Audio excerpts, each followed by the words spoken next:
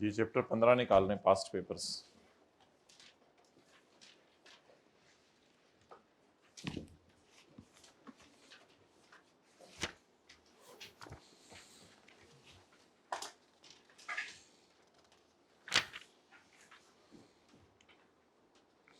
Question 41 कर लिया था? नहीं कर लिया जी।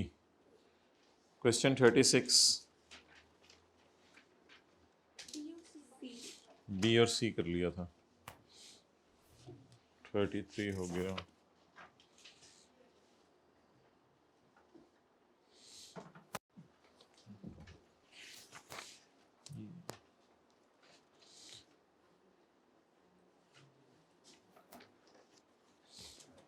ठीक है, टिक नहीं किए हुए आपने सवाल? चलें जी, हाइब्रिड में दूर दूर से भी बातें शुरू हो गई। पॉज करो। Alternate dispute resolution committee, page number बता दें कौन सा है? 403। ये किस जमाने की बात है? अच्छा मोहतरम, इसमें आप निकालें पॉइंट नंबर 3 और बच्चों के आने से पहले पहले देख लें इस कमेटी में कौन कौन बैठता है, ताकि हम इस कमेटी को बिठा दें। जब टैक्स पेयर एप्लीकेशन देगा कि मैं अपना मसला ऑल्टरनेट डिस्प्यूट रेजोल्यूशन कमेटी से हल करवाना चाहता हूं, तो बोर्ड एक कमेटी बनाएगा। उसमें कौन कौन होगा? Chief commissioner. पॉइंट 2 में आए, क्या होगा? चीफ कमिश्नर, जो उस इलाके का है, jurisdiction. Person to be nominated by taxpayer, taxpayer भी बंदा नॉमिनेट करेगा। From panel notified by board, board ने एक पैनल बनाया होगा, उसमें नोटिफाई आप कर देंगे। मिसाल के तौर पे टीचर कह देगी ये चीज़ें हैं, उसमें से नोटिफाई आप कर देंगे। चीज़ें मैं लाऊं, नोटिफाई आप कर दें। तो बोर्ड ने एक पैनल बनाया होगा, उसमें से नोटिफाई आप कर देंगे। पैनल बोर्ड बनाएगा लेकिन चुनेंगे बंदा आप, लेकिन उस पैनल में पहले बंदे बोर्ड ने बिठाए होंगे। तो समझ आई बात? नॉमिनेट टैक्स पेयर करेगा और पैनल कौन बनाएगा? बोर्ड। इनमें कौन कौन होगा? चार्टर्ड अकाउंटेंट और कॉस्ट एंड मैनेजमेंट अकाउंटेंट, जिसका कम से कम कितने साल का तजर्बा हो? 10 साल का in the field of tax. लेकिन एक बात याद रखिएगा, अगर वो सीए या वकील इस वक्त या पहले रह चुका है आपका ऑडिटर या रिप्रेजेंटेटिव, तो उसको नॉमिनेट नहीं कर सकते आप। आसानी बात है मेरे ख्याल से। अगर वो सीए या ऑडिटर आपका जानने वाला है तो फिर आपको उसको नॉमिनेट नहीं कर सकते। तो जानने वाले की डेफिनेशन क्या है? वो पहले आपको ऑडिट करता रहे या आजकल कर रहे, तो उसको आप फिर नॉमिनेट नहीं कर सकते। Officer of inland revenue service who have retired in basic scale 21 और अबव, ये वही होते हैं कमिश्नर वगैरह, असिस्टेंट कमिश्नर वगैरह, जो बेसिक स्केल 21 और अबव से रिटायर हुए हैं। गवर्नमेंट में होता नहीं, इतने ग्रेड का ऑफिसर है, वो बात हो रही है। और कोई ना कोई एक बिजनेसमैन होंगे, इसको नॉमिनेट पैनल में तो बोर्ड ही डालेगा, लेकिन इनको भेजा जाएगा चैम्बर ऑफ कॉमर्स की तरफ से। कोई मशहूर बिजनेसमैन होंगे जिनको बातों का पता होगा। तो अल्टरनेट डिस्प्यूट रेजोल्यूशन कमेटी में सीए होना चाहिए जिसका 10 साल का तजर्बा हो, लेकिन ये सीए आपका ऑडिट ना करता हो। कोई ऑफिसर्स होने चाहिए जो कम से कम बेसिक स्केल 21 के हैं, और रिप्यूटेबल बिजनेसमैन होने चाहिए। एक रिटायर्ड जज भी होना चाहिए जो रिटायर हो चुका है। जज एडवोकेट नहीं, जज। कम से कम हाई कोर्ट के लेवल का जज हो वो। Who shall also be the chairperson of the committee, और इसी को कमेटी का क्या बनाया जाएगा? चेयरपर्सन। और इसको नॉमिनेट कौन करेगा? बोर्ड। और ये किस पैनल में से चुना जाएगा? लॉ एंड जस्टिस डिवीजन कोई पैनल बनाएगा और बोर्ड इसको उसमें से नॉमिनेट करेगा। अच्छा, अब जरा बात वो से सुनिएगा।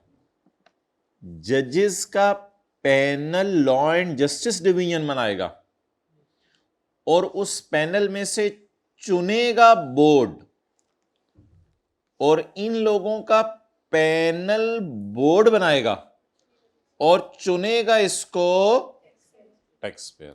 आई repeat, law and justice division panel बनाएगा, law and justice division panel बनाएगा और चुनेगा कौन? बोर्ड। इधर बोर्ड पैनल बनाएगा और चुनेगा कौन? Tax payer. तो ये जी एडीआरसी का कॉन्स्टिट्यूशन होगा। एडीआरसी में कौन कौन से लोग बैठेंगे। अब आप नोट्स का बिल्कुल एंड निकाल लें इस चैप्टर का, जहाँ पे ये सारी समरी दी हुई है इन चीज़ों की, तो बेहतर है कि हम वहीं से पढ़ लेते हैं। वो समरी नहीं है, वहीं से आप लोग याद भी कर सकते हैं। सेक्शन 134A एडीआरसी, बिल्कुल चैप्टर का आखिरी सफ़ा। आगे चलो ना, आखिरी सफ़ा मैं कह रहा हूँ, आखिरी सफ़ा चैप्टर 16 से पहले। थोड़ा सा और पीछे करें क्योंकि 3 सफ़े हैं इसके। ये सफ़ा मिल गया, एडीआरसी सेक्शन 134A लिखा हुआ है। थोड़ा सा डिम है मेरे ख्याल से, जो सबसे डिम वाला सफ़ा है जी। चैप्टर 16 पे आओ ना, चैप्टर 16 के पहले सफ़े पे, उससे रिवर्स चलना शुरू करो मेरे भाई। भाई इनको मैं कह रहा हूँ चैप्टर 16 के पहले सफ़े पे आओ, उससे रिवर्स चलना शुरू करो, जल्दी मिलेगा। चैप्टर नहीं आए, अभी नहीं पहुंचे, अब पहुंचे हो, अब भी आगे और आगे, ये अब पहुंचे हो। ये याद कराइएगा, आज आपको नोट्स हम भेज देंगे ये वाले, वैसे तो आपकी किताब में भी हैं। एडीआरसी, अब किताब की तरह ना देखें, इधर देखें। जब भी कभी टैक्स पेयर किसी कोर्ट में जा जाकर थक जाता है तो वो फेडरल बोर्ड को रिक्वेस्ट करता है कि मेरे लिए क्या बना दो? कमेटी। मेरे लिए क्या बना दो? कमेटी। हाथ हो गई है तो पूरा हमारा सफा उठा के इधर ले आया। अच्छा जी, मिसाल के तौर पे टैक्स पेयर एपलेट ट्रिब्यूनल या हाई कोर्ट में गया है, लेकिन वो लोग फैसला नहीं सुना रहे या ये मुतमईन नहीं है फैसले से, तो टैक्स पेयर क्या करे? An aggrieved person will apply to board. आज हम बोर्ड भी बना देते हैं मिसाल के तौर पे, इधर फेडरल बोर्ड ऑफ रेवेन्यू, ये जी इसका दफ्तर है, federal board of revenue. An aggrieved person, आगे क्या लिखा हुआ है पुत्र, किताब को टेढ़ा कर लेना। An aggrieved person will apply to board, an agreed person will apply to board. आगे क्या लिखा हुआ है? For appointing committee to resolve dispute. Agreed बंदा एफबीआर को कहेगा कि मेरे कोर्ट्स में मसले हल नहीं हो रहे, खुदा के लिए मेरी क्या बना दो? एक कमेटी। तो जो लोग लेट आए हैं अटेंटिव बनाए, वो कमेटी आपको पता है क्या उसमें कौन होगा? पहले आने वालों को पता है, बाकी आने वालों को कुछ सुनना भी जरूरी नहीं, आपको बात इंशाल्लाह समझ आ जाएगी। एग्रीड बंदा बोर्ड से जाके कहेगा कि मेरा मसला हल नहीं हो रहा कोर्ट में, तो मेरे लिए क्या बना दें? कमेटी बना दें, टू रिजॉल्व हार्डशिप और डिस्प्यूट। लेकिन आप तब कमेटी बनवा सकते हैं जब आपकी टैक्स लाइबिलिटी 50 मिलियन या उससे ज्यादा हो, या आप क्या लेना चाहते हो? रिफंड, या आप अपना डिफॉल्ट से चार्ज या पेनल्टी क्या करवाना चाहते हो? माफ, या कोई भी बेनिफिट आप लेना चाहते हो। A case will never be refer to board where criminal proceeding have been initiated. जहां आपके जेल में जाने की बातें हो रही हैं वो केस फिर बोर्ड में नहीं जाएंगे, वो तो स्पेशल केस है फिर। तो पढ़ें जी, बोले एन एग्रीड पर्सन, आगे पढ़ें, will apply to board to appoint. नहीं भाई, सफा जरा देख लो कौन सा वाला है, ये वाला सफा है। आप क्यों आगे पीछे मूव कर रहे हो? ये ढूंढो, बस यहां टिक जाओ, उंगली रखो एग्रीड पर्सन पे, एग्रीड पर्सन पे, नहीं एग्रीड पर्सन पे उंगली रखो। मिल गया एग्रीड पर्सन का लफ्ज? नहीं मिल रहा, इसको ढूंढ के दें एग्रीड पर्सन का लफ्ज। एन एग्रीड पर्सन, आप किताब टेढ़ी करो, बार बार जो मुंह टेढ़ा कर रहे हो। एन एग्रीड पर्सन, अच्छा जी, an agreed person will apply to board for appointing a committee to resolve the hardship of फलां फलां एंड फलां।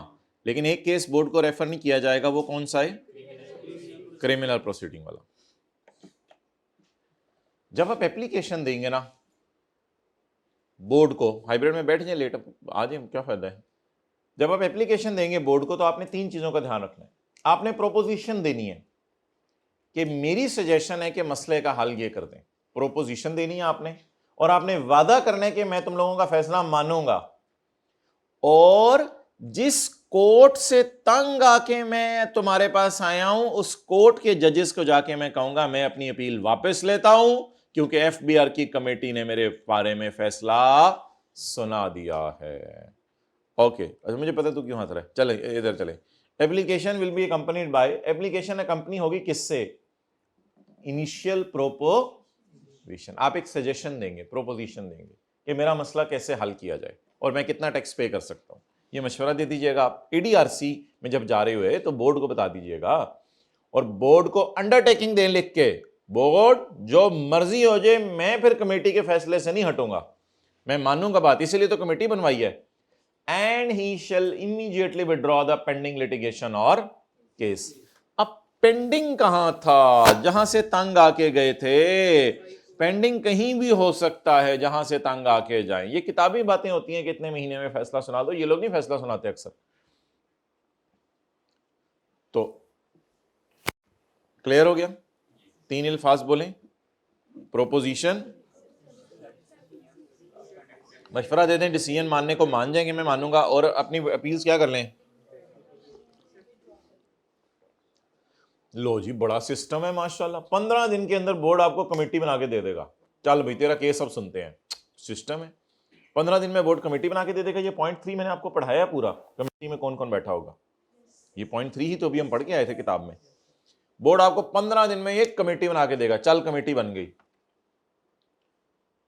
बोर्ड कम्युनिकेट करेगा कमेटी का बनना। बोलें, बोर्ड कम्युनिकेट करेगा, जो लोग लेट आए हैं बस अटेंटिव रहें, बोर्ड कम्युनिकेट करेगा कमेटी का बनना 3 लोगों को, 3 लोगों को, इसको, इसको, और जहां केस पेंडिंग था इसको। पढ़ लें, ये लिखा है। बोर्ड कितने लोगों को कम्युनिकेट करेगा? क्या? कि कमेटी बन गई है। अब अभी कमेटी बनी है, बनना कम्युनिकेट करेगा या कमेटी का फैसला? अपॉइंटमेंट लफ्ज लिखा हुआ है ना, कमेटी का बनना कम्युनिकेट करेगा। और आखिरी लाइन, कमेटी एग्जामिन करेगी इशू, इधर से तो नजर नहीं आ रहा होगा, किताब से देखना पड़ेगा। कमेटी एग्जामिन करेगी इशू, इंक्वायरी करेगी, एक्सपर्ट मशवरा मांगेगी, डायरेक्ट करेगी किसी छोटे ऑफिसर को कि इसका क्या करके आए, ऑडिट। कमेटी ये सारा काम करेगी। आप बता दें जी, पहला पॉइंट क्या था? आप बोर्ड को क्या करेंगे? अप्लाई करेंगे, फिर आप मशवरा देंगे क्या फैसला आना चाहिए, और वादा करेंगे मैं उस फैसले से फिरूंगा नहीं, और वादा करेंगे कि मैं कोर्ट से अपील विड्रॉ कर लूंगा। उसके बाद 15 दिनों में बोर्ड आपके लिए क्या बना देगा? ताजा कमेटी। इधर अटेंटिव नहीं, इधर अटेंटिव नहीं, एक सेकंड के लिए इधर उधर अटेंटिव ना हो। 15 दिन के लिए, 15 दिनों के अंदर अंदर बोर्ड आपके लिए क्या बना देगा? कमेटी का बनना 3 लोगों को बताया जाएगा। कमेटी का बनना 3 लोगों को बताया जाएगा। और जब कमेटी बन जाएगी तो वो 4 काम करेगी, एग्जामिन करेगी, इशू इंक्वायरी करेगी, ये करेगी, वो करेगी।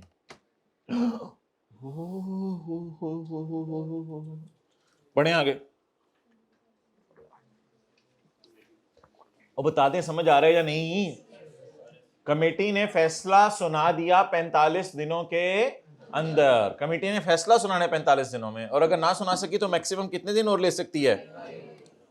यस, कमेटी ने फैसला सुना दिया 15 दिनों के अंदर। सुना दिया? चलें, decision of committee will be binding on commissioner. अच्छा, अब ये कमेटी का फैसला किस पे बाइंडिंग होगा? जो लेट आए हैं बिल्कुल सुने, आराम से समझ आ जाएगी इंशाल्लाह। ये कमेटी जो एफबीआर ने बनाई है, इसका फैसला किस पे बाइंडिंग होगा? अगर अगर अगर टैक्स पेयर जो कि फैसले से मुतमईन हो गया, वैसे उसने माना था मैं मुतमईन हो जाऊंगा, अगर टैक्स पेयर विड्रॉ कर ले अपील कोर्ट या एपलेट अथॉरिटीज से, कमेटी का फैसला इस, अल्लाह, कमेटी का फैसला इस पर बाइंडिंग कब होगा? जब, फोकस करें कॉन्सेप्ट पे, जब टैक्स पेयर इस यहां से अपील अपनी खींच ले, अपनी अपील विड्रॉ कर ले। And communicated order of withdrawal to commissioner, और ऑर्डर ऑफ विड्रॉल कमिश्नर को भी बता दे कि मैंने अपील वहां से क्या कर ली है, विड्रॉ कर लिया। बोले फैसला ऑफ कमेटी, फैसला of shall be binding on कॉमी। आगे पढ़े, if the tax payer has withdrawn the appeal from the court and has communicated to commissioner that I have withdrawn the appeal। ये आप दोनों के पास एक ही बुक है इधर, चलें अल्लाह आप लोगों को बुक दे, दुआ करें आमीन। अच्छा जी, if withdrawal order is not communicated, ये कौन सा ऑर्डर आ गया बीच में, if withdrawal order is not communicated to commissioner। भाई इसने अपील विड्रॉ करनी थी ना यहां से, तो इसने विड्रॉ करके इनको बताना था। If withdrawal order is not communicated to commissioner in 60 days of service of decision of committee, committee का फैसला आने के 60 दिनों में आप विड्रॉ ना करें अपील, या विड्रॉ कर लें कमिश्नर को ना बताएं, decision of committee shall not B binding on. उधर कहा है कि ये करो तो बाइंडिंग होगा, इधर कह दिया ये ना करो तो बाइंडिंग नहीं होगा, एक ही बात होगी। तो बता दें पहले ऊपर वाला डब्बा फिर नीचे वाला,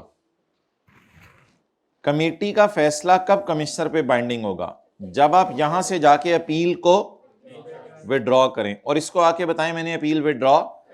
लेकिन अगर अपील का विड्रॉ करना इसके फैसला आने के 60 दिन में आपने इसको नहीं बताया, तो फिर ये कमिश्नर पे ये बाइंडिंग नहीं है, फिर कमिश्नर कहेगा मैं एडीआरसी के फैसले को नहीं मानता।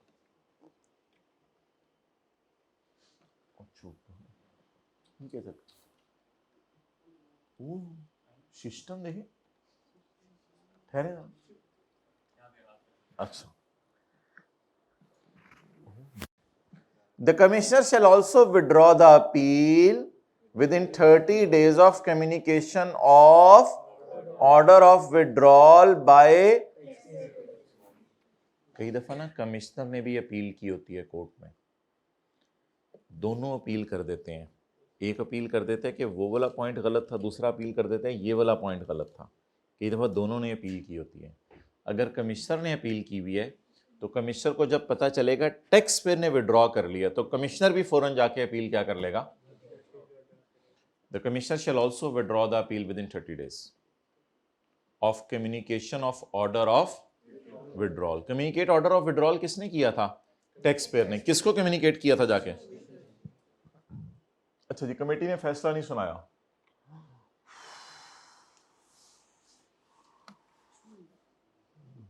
if committee fails to decide in 60 days board shall dissolve the committee, तोड़ दी जाएगी, and matter shall be decided by the relevant court, जहां पे फंसा हुआ था मसला, फिर कोर्ट ही फैसला सुनाएगा, हाई कोर्ट या एपलेट ट्रिब्यूनल या सुप्रीम कोर्ट, जहां से आप थक के आए हैं वही फिर फैसले सुनाएंगे। Board shall communication dissolution order, ये कौन सा ऑर्डर है, डेजोल्यूशन ऑर्डर। कमेटी डिसॉल्व होगी, बोर्ड अब बता देगा कमेटी डिसॉल्व होगी और फैसला नहीं सुना सकी। कितने लोगों को बताएगा, जितने लोगों को पहले बताया था 3 लोगों को, पर टैक्स पेयर को बताएगा, जहां पे केस पेंडिंग था उनको बताएगा, क्या बताएगा कि कमेटी डिसॉल्व होगी। हुण पीछे की रह गए, की चाहते हो तुसी।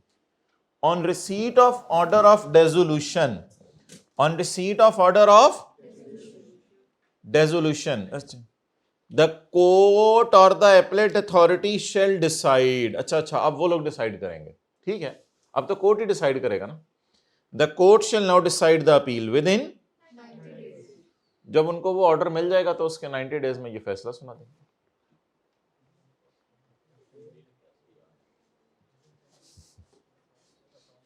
भाई ऐसे अजीब अजीब सवाल पूछते हैं, मुझे हंसी आती है, कैसे याद करें। वो जो अभी तक जो है वो आज तक जो है 15,000 लोग सीए कर चुके हैं, वो ऐसे अजीब सवाल ना पूछा करें please, it's not tolerable at all. और इतने लेक्चर गुजरने के बाद वो पागल हैं वो लोग, इससे निहायत ये सवाल जिंदगी में कभी ना पूछना। लोग करके गए हैं, पास कर गए हैं। भाई ने किया हुआ थोड़ा सा, भाई ने किया है, हाथ दो। अच्छा, level agreed person will apply to board level. और हमारे साथ बैचमेट था, उसने गोल्ड मेडल भी लिया, फर्स्ट टाइम में पास किया। वो दिन में 6-7 घंटे पढ़ता था, मैं दिन में 13-14 घंटे पढ़ता था। तो ये हर बंदे की अपनी होती है। वो कुछ लोगों को मेहनत ज़्यादा करनी पड़ती है, हमारे जैसे को मेहनत ज़्यादा करनी पड़ती है। कुछ ज़रा आप जैसे शार्प होते हैं, वो 6-7 घंटे पढ़ के आराम से बैठता था, 6-7 घंटे पढ़ के गोल्ड मेडल ले लिया। अच्छा, नहीं, हमारे जैसे को मेहनत करनी पड़ती है। An agreed person will apply to board. Agreed person board को क्या करेगा? अप्लाई करेगा। और अगर ये 3 मसले हुए तो बोर्ड क्या बना देगा उनके लिए? कमेटी। उसमें वो प्रोपोजिशन भी देगा, एक्सेप्ट भी करेगा डिसीजन और विड्रॉ कर लेगा अपील। 15 दिनों के अंदर अंदर कमेटी बन जाएगी। कमेटी का फैसला 3 लोगों को, कमेटी का बनना 3 लोगों को बता दिया जाएगा। कमेटी 4-5 काम करेगी। और अगर कमेटी ने अपना फैसला सुना दिया 45 या 15 दिन और लेके 60 दिन में कमेटी ने अपना फैसला सुना दिया, तो ये फैसला बाइंडिंग होगा किसके ऊपर? कमिश्नर पे। अगर टैक्स पेयर कोर्ट से अपील विड्रॉ करके कमिश्नर को बता दे कि मैंने अपील विड्रॉ कर ली है, और अगर वो नहीं बताए 60 दिनों में, तो फिर फैसला बाइंडिंग। अब कमिश्नर भी अपील विड्रॉ कर ले अगर उसने कोई की हुई है। और अगर कमेटी का फैसला नहीं आ सका, तो फिर बोर्ड डिसॉल्व कर देगा कमेटी को और कम्युनिकेट कर देगा कि मैंने कमेटी को क्या कर दिया? डिसॉल्व कर दिया। 3 लोगों को बताएगा मैंने कमेटी को डिसॉल्व कर दिया। अब फैसला कौन सुनाएगा? Relevant court. रेलेवेंट कोर्ट कितने दिनों में फैसला सुनाएगा? 90 डेज के अंदर। अब कोर्ट केस खत्म हो गया। एग्रीड पर्सन शैल पे द टैक्स। अब आप टैक्स पे करें एज डिसाइडेड बाय कमेटी। अगर फैसला आया हुआ है, अगर नहीं आया हुआ फिर नहीं, अगर फैसला आया हुआ है, अगर फैसला आया तो अब आप क्या पे करें?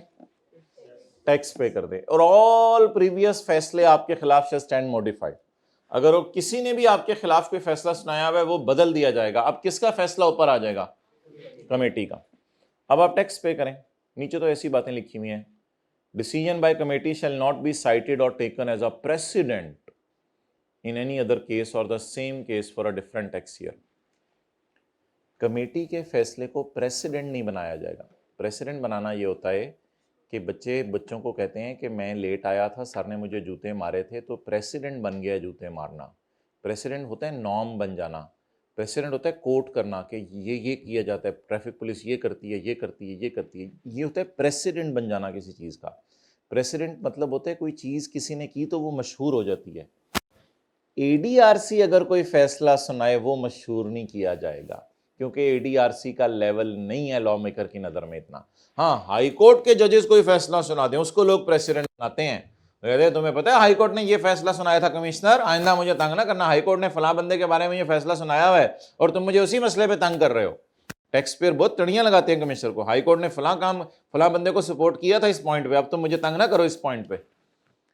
तो आई होप शायद आपको समझ आ गया हो। प्रेसिडेंट होता है वो सेट करना, एग्जाम्पल सेट करना। हाँ, एग्जाम्पल सेट करना। तो कमेटी का फैसला प्रेसिडेंट नहीं होगा। शेल नॉट बी साइटेड और टेकन। साइटेड का मतलब taken as president in any other case, किसी भी केस में नहीं, किसी भी टैक्स और the same case for a. ये तो बहुत ही जुल्म है। अगर वही मसला अगले साल आ गया टैक्स पेयर को, तो कमिश्नर फिर तंग करेगा। टैक्स पेयर कहेगा एडीआरसी ने मेरे हक में सुना दिया था फैसला, कमिश्नर कहेगा एडीआरसी वाले पागल थे। उसी मसले पे बार बार आपको कमिश्नर तंग कर सकता है, क्योंकि एडीआरसी के फैसले की कोई हैसियत नहीं है। लेकिन कम से कम इस साल एडीआरसी का फैसला, अल्लाह का शुक्र है, आप पे बाइंडिंग है कमिश्नर। इस साल अब आप कुछ नहीं कर सकते, लेकिन अगले सालों में फिर दोबारा उसी मसले पे आपको छेड़ सकते हैं। वो जो मसला हर जगह खड़ा होता है कि कमिश्नर पीछे पड़ा होता है, पैसे दो, उस मसले का हल, tax recovery shall be stayed. Tax आपसे रिकवर नहीं करेगा कमिश्नर ऑन कॉन्स्टिट्यूशन ऑफ। जब कमेटी बन जाएगी वो आपसे टैक्स नहीं लेगा till the earlier of, unless के ये चीजें हो जाएं। वो चीजें पता ही आपको क्या होगा, कमेटी का फैसला आ जाएगा या कमेटी अपना फैसला खींच लेगी, मुझे नहीं पता क्या लिखा होगा। Till the earlier of, committee का फैसला आ गया या कमेटी ही, अगर कमेटी डिसॉल्व होगी तो टैक्स देना पड़ेगा आपको, और अगर कमेटी डिसॉल्व ना हुई और आपके खिलाफ फैसला आ गया, फिर भी स्टे ऑर्डर रुका रहेगा जहां पर आपको टैक्स देना पड़ेगा। टैक्स रिकवरी स्टे हो जाएगी या पे करनी पड़ेगी? पे करनी पड़ेगी। बोर्ड तनख्वाह देगा कमेटी के लोगों को, सीए है, कॉस्ट एंड मैनेजमेंट अकाउंटेंट है, बेचारा टाइम निकाल के आया है, उसको कोई 1-2 लाख रुपए तनख्वाह दे दें, उसने बहुत टाइम निकाला है इसके लिए, वो विला बंदा तो नहीं था। बोर्ड तनख्वाह देगा लोगों को, लेकिन चीफ कमिश्नर को तनख्वाह नहीं देगा, क्योंकि ये तो अपने दफ्तर का बंदा है। बोर्ड इस सेक्शन के लिए बना चाहे तो क्या बना लेगा, रूल्स बना लेगा। ओके, अब ये जो है ना हमारा पोर्शन, आखिरी सफ़ा, ये है स्टेट ओन्ड एंटरप्राइज। क्या है बोलें? गवर्नमेंट के इदारे, गवर्नमेंट इंस्टीट्यूशंस लिख लें, state owned government institutions, state owned enterprises, जिनको गवर्नमेंट ने ओन किया हुआ, ऐसी कंपनीज पाकिस्तान में जिनको गवर्नमेंट ने ओन किया हुआ, इनके लिए जरा अलग रूल है। इफ एग्रीड पर्सन इज अगर गवर्नमेंट के इदारे के खिलाफ किसी ने केस कर दिया, स्टेट ओन्ड एंटरप्राइज के आगे लिखें टैक्स पेयर है। अब ये हमने कहा था गवर्नमेंट ने तो टैक्स नहीं देना होता, लेकिन गवर्नमेंट कंपनी बना के कारोबार करे तो टैक्स देना होता है। If agreed person is state owned entity, अगर एग्रीड पर्सन गवर्नमेंट का इदारा है तो tax limit of 50 million shall not apply. फिर छोटे केसेस भी एडीआरसी में जा सकते हैं, कोई मसला नहीं। स्टेट ओन्ड एंटरप्राइज है, हमारी अपनी है, तो छोटे केसेस भी एडीआरसी में जा सकते हैं। And it is mandatory for SOE to apply to board for, हो तेरी खैर, और हर एसओई के लिए बाइंडिंग है कि वो एडीआरसी को रिक्वेस्ट करे कि मेरा मसला हल करो। बाकी लोगों के लिए तो ऑप्शनल था ना, एसओई के लिए बाइंडिंग है कि वो हमेशा कमेटी बनवाया करेंगे अपने मसले में। चलो भाई, मर्जी है तुम लोगों की। No suit, prosecution suit case और other legal proceeding shall be taken, lie का मतलब shall be taken against the SOE. अच्छा, एसओई के खिलाफ कोई केस नहीं होगा, बड़े तुम लोग सपोर्ट करें इसको। No suit, no legal proceeding shall be taken, lie का मतलब shall be taken against SOE और कमेटी ऑन डिस्प्यूट रिजॉल्व। जब डिस्प्यूट रिजॉल्व कर दिया एडीआरसी ने, तो कोई बंदा दुनिया का एसओई को जाके छेड़ नहीं सकता, कोई केस नहीं करेगा एसओई के खिलाफ। बस क्यों? रिजॉल्व्ड, इस सेक्शन में उसको रिजॉल्व कर दिया हमने मसला। अब एससीओ को कोई ना, एसओई को कोई ना छेड़े। कमिश्नर तुम ज्यादा पंगे ना लेना अब एसओई के साथ। प्रोपोजिशन, अगर एप्लीकेशन देने वाला एसओई है कि मेरा मसला हल करें, तो ये विड्रॉ करेगा pending litigation and case immediately. वही कोर्ट में जाएगा और कोर्ट में जाके विड्रॉ कर लेगा। पेंडिंग लिटिगेशन कहाँ होती है? कोर्ट में। जहां से तंग आके आप, यानी हाई कोर्ट, सुप्रीम कोर्ट, जहां से तंग आके आप किधर आते हैं? एडीआरसी के पास। और एसओई अपील फाइल करेगा टू द एटीआईआर, या रेफरेंस दायर करेगा हाई कोर्ट, या पिटीशन दायर करेगा सुप्रीम कोर्ट में, in case committee fails to decide. और अगर कमेटी एसओई के बारे में फैसला ना सुना सके तो फिर क्या किया जाएगा? एसओई कहां जाएगा? अगर एपलेट ट्रिब्यूनल में केस फंसा हुआ था वहां चला जाएगा, अगर हाई कोर्ट में केस फंसा हुआ था तो वहां चला जाएगा, और अगर, अच्छा, हाई कोर्ट के लिए हमने रेफरेंस का लफ्ज लिखा है और सुप्रीम कोर्ट के लिए पिटीशन का लफ्ज लिखा है। ये प्रोपोजिशन तो होता है ना, मेरा मशवरा है कि ये आ जाए। ये असल में हमने जो पॉइंट 1 पढ़ा है ना, पॉइंट 1 ऊपर सबसे पहले सफ़े पे पहला बुलेट, ये पॉइंट 1 के साथ पेपर में लिखना होगा, और ये भी पॉइंट 1 के साथ लिखना होगा। ये दोनों बातें पॉइंट 2 के साथ लिखनी होंगी, जहां हमने हेडिंग दी थी प्रोपोजिशन। ठीक है, तो वो हमने लिखा हुआ है, देखें ऊपर हमने सेक्शंस को रेफर किया हुआ है, एक बार रिवाइज कर लें सारा। आप लोग ना खोलें, बस छोड़ें। ये 3 किस्म के केसेस कहाँ चले जाएंगे? बोर्ड के पास चले जाएंगे, क्या बनवाने के लिए, लेकिन ये केस नहीं जाएगा। इसी पॉइंट 1 के 2 हिस्से रह गए थे, वो हमने एसओई में जाके पढ़े हैं। वो एसओई के बारे में खास बातें हैं। एप्लीकेशन देते हुए आप 3 काम करेंगे। आप वादा करें, आप मशवरा देंगे मेरा कितना टैक्स बनता है, आप वादा करेंगे कि मैं इस फैसले को मानूंगा, और आप ये भी कहेंगे कि मैं अपनी अपील जिस कोर्ट में फंसी हुई है वहां से विड्रॉ करा लूंगा। 15 दिन में बोर्ड आपके लिए ताज़ा कमेटी बना देगा, और कमेटी का बनना कितने लोगों को बताएगा? 3 लोगों को बताएगा, टैक्स पेयर को, कमिश्नर को और कोर्ट को। और कमेटी 4-5 काम करेगी। 4-5, अब तो रिदम चल पड़े कहानी। 4-5 काम करने के बाद 45 दिन और फर्दर 15 दिन, 60 दिन में कमेटी अपना फैसला सुना देगी। हाँ, सुना दिया। अगर कमेटी ने अपना फैसला सुना दिया तो ये कमिश्नर पे बाइंडिंग होगा, अगर टैक्स पेयर कोर्ट में जाके अपील विड्रॉ करे और कमिश्नर को बता दे मैंने अपील विड्रॉ कर ली है। और अगर आपने 60 दिनों में कमिश्नर को ना बताया मैंने अपील विड्रॉ कर ली है, तो ये फैसला कमिश्नर पे बाइंडिंग नहीं होगा। अब कमिश्नर भी 30 दिनों में अपील विड्रॉ कर ले, और अगर कमेटी ने फैसला नहीं सुनाया तो कमेटी तोड़ी जाएगी। तोड़ के कोर्ट तोड़ी जाएगी। तोड़ने के बाद मैटर डिसाइड कोर्ट करेगा। कमेटी का तोड़ना 3 लोगों को बताया जाएगा, और अब कोर्ट 90 दिनों में फैसला सुनाएगा। टैक्स तो अब आपने जमा कराना है, अगर कमेटी का फैसला आ गया, टैक्स आपने जमा करवाना है। उसके बाद decision by committee shall not be taken as a president. Committee का डिसीजन प्रेसिडेंट नहीं है। फारग से लोग बैठे हैं कमेटी में, 10-10 साल से ये किए हुए हो गए, इनका फैसला प्रेसिडेंट नहीं है, कोई इतने लर्नेड लोग नहीं है। कहते हैं जाने दो फारग। टैक्स रिकवरी रुक जाएगी अनलेस के आपके खिलाफ फैसला आ जाए या कमेटी ही डिसॉल्व हो जाए। तनख्वाह दे दी जाएगी। जो लोग आए थे, सारी बातें, एक बिजनेसमैन भी बुलाया था हमने, उसको भी थोड़ी तनख्वाह दे दें, बेचारा आया टाइम निकाल के।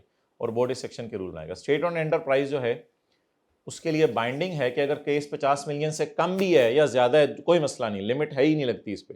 केस 50 मिलियन से कम है या ज्यादा है तो वो क्या करेंगे? मैंडेटरी है कि क्या जाके बनवाएं? कमेटी बनवाएं। ये पॉइंट 1 है, वो जो पहले सफे वाला है, और ये इसलिए रंगीन फॉर्म में आपको भेजूंगा आज। और अब कमेटी क्या करेगी? अपना फैसला सुनाएगी। जब कमेटी फैसला सुना देगी तो एसओई को दुनिया का कोई बंदा छेड़ नहीं सकेगा। जब कमेटी का फैसला आ जाएगा, रिजॉल्व केसेस में एसओई को कोई छेड़ नहीं सकेगा। और कुछ बातें सेक्शन 2 में हैं, वो ये हैं कि अगर एप्लीकेंट एसओई है तो ये फौरन जाके अपनी अपील विड्रॉ कर लेगा कोर्ट से, जहां थका हुआ था। जो लोग फैसला नहीं सुना रहे थे, ये सेक्शन लगता ही तब है जब आप थक जाते हैं, कोई कोर्ट आपको फैसला ना सुना रहा हो। एसओई अपील फाइल करेगी फिर, अगर कोर्ट अपना फैसला ना सुना सका, सॉरी कमेटी, अगर कमेटी अपना फैसला ना सुना सकी तो एसओई कितनी जगह जाके अपील कर सकता है? 3 जगह। अब एक चीज हमने स्लाइड में नहीं डाली, वो आप यहीं पे लिख लें, 11A 11B, यहां कहीं ऊपर करके ना, यहां इसी सफे पे 11A 11B, 11A 11B, ये इसी साल आई है नई 11A और 11B। अब आपको किताब से याद करने की जरूरत नहीं, सारा यहीं से आपका कवर हो जाएगा। हाँ, अगर आप किसी ने हेडिंग्स देखनी है तो फिर यहां से याद कर सकते हैं वैसे, लेकिन मेन चीज वहीं से वैसे कवर हो रही है। 11A 11B,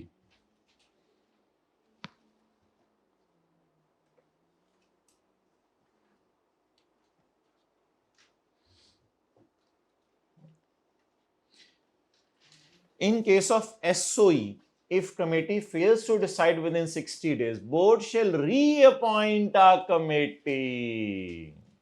ये तो बहुत बड़ी बात होगी, एसओई को और ज्यादा प्रिविलेज दे दिया।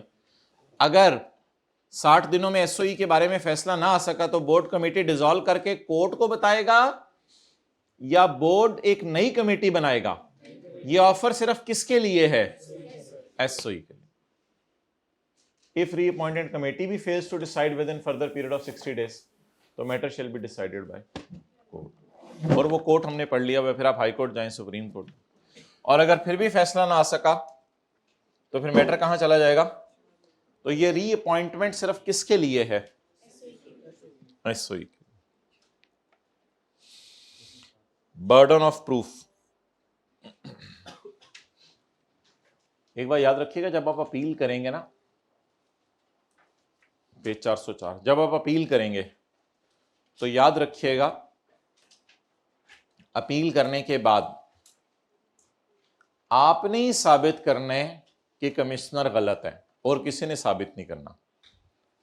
साबित करने का बोझ किसके कंधों पे होगा? साबित करने का बोझ, साबित करने का बर्डन अम्मी मुझे उसने मारा है, बेटा साबित करो, मुंह आपने आगे दिखा दिया, ये देखें चपेट पड़ी हुई है, अम्मी उंगलियों के निशान पड़े, ये देखें अंगूठे का निशान तो यहाँ चिस्पा हो गया अम्मी। If tax payer files an appeal, अगर आपने अपील की है तो इट इज योर लायबिलिटी, आप ही साबित करें क्या, डेट असेसमेंट ऑर्डर सेक्शन 121 और 22 वाला does not correctly reflect my tax. और इन अदर केसेस जब आपको नॉन रेजिडेंट का रिप्रेजेंटेटिव करार दे दिया, that the decision is erroneous. The assessment order section 121 और 122 assessment order, decision of commissioner, जब आपको क्या करार दे दिया, नॉन रेजिडेंट का रिप्रेजेंटेटिव।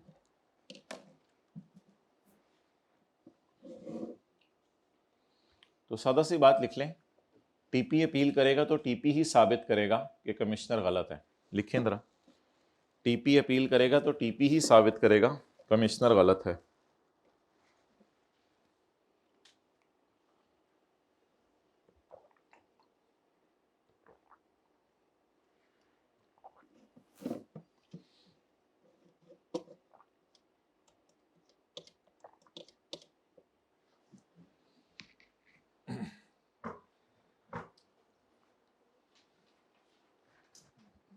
अब मैं थ्योरी के पास पेपर्स आज डाल दूंगा जो जो आप लोगों ने करके आने हैं।